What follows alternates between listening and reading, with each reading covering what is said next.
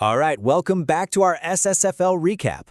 Week 7 is officially in the books, and let me tell you, this was not your average week. If you look really close, you'll see there was this one single theme, a magic number, really, that seemed to decide who won and who lost. It's a pattern you've got to see to believe. I know, it sounds a little out there, right? Can one single number really be the thread connecting every big story from a whole week of fantasy football? Just stick with me here, because for Week 7, the answer was a loud, clear, absolutely yes. And that number is 3. Yeah, the number 3. It might seem totally random, but from crazy winning streaks and crushing losing streaks to razor-thin victories and, well, let's just call them disastrous lineup decisions, the number 3 was like the invisible hand guiding everything in Week 7. So, here's how we're going to break this all down. We'll kick things off with what I'm calling the rule of 3. Then, we're going to dive into the week's biggest blowouts and the closest nail-biters. After that, we'll see how the standings got all shaken up, and then we'll wrap it all up with a quick peek at Week 8. Let's get into it. Okay, first up, the rule of 3. You're about to see how this one little number turned out to be a lucky charm for some managers and, well, a complete and total curse for others.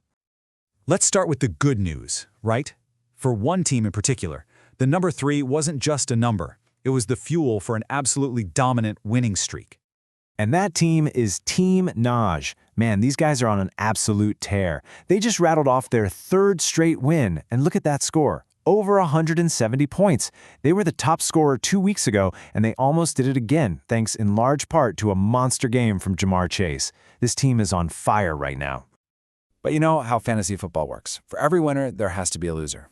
And that magic number 3, well, it wasn't so kind to everyone. For another team, it represented the exact opposite, a brick wall at the end of a great run.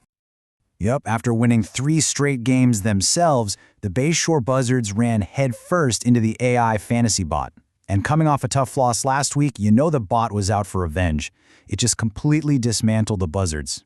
So you see, the same number that propelled Team Nosh forward brought the Buzzards' momentum to a dead stop.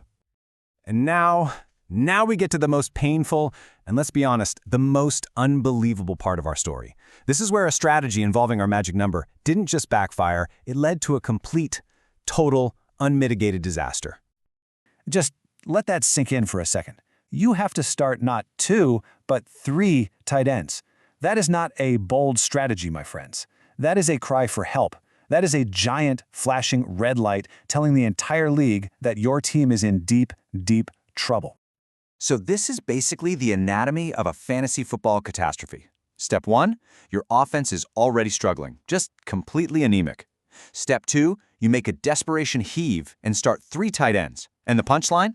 Step 3, one of those tight ends, the usually reliable George Kittle, gives you a big fat 0, a goose egg. You literally could not write a more brutal script. Okay, so let's shift gears from lineup disasters to the final scores. This week really gave us 2 games from opposite ends of the spectrum. One was a total nail-biter, and the other was an absolute blowout. First up, the close one. I mean, will you look at how close this was? Like these salty balls, just barely squeaked by Jenks Vodka and OJ.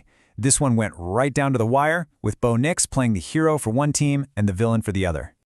So what was the final margin of victory? Just 2.34 points, which, you'll notice, is less than 3.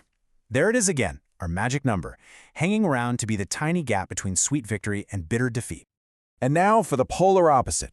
This wasn't a close call, this was a demolition derby. Benny's and the Jets put on an absolute clinic, dropping a massive 176 points to win by over 65. The chart says it all. This was just pure dominance from start to finish.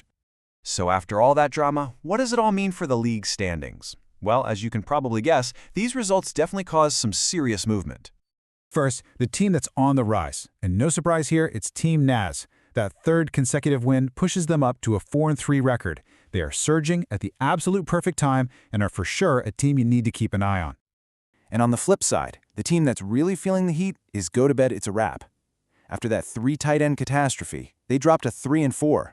With what's being called the league's most anemic offense, you gotta think the pressure is seriously mounting. And that pretty much brings our Week 7 recap to a close. But the story is far from over. You know that. So let's take a quick peek at the matchups coming our way in Week 8. Here are the matchups for Week 8. And there are some huge games on this slate, with real playoff implications. The one that immediately jumps out at me, the top-seeded AI fantasy bot is taking on the struggling go-to-bed it's a wrap. Is that a recipe for a miracle upset, or is the bot just going to keep on rolling? So as we close this thing out, that's really the question we're left with. Week 7 belonged to the number 3, but Week 8 is a blank slate. It's going to write its own story. Whose streaks will continue, whose will get snapped, and who's going to be the next hero or villain of the SUFL. We are all about to find out.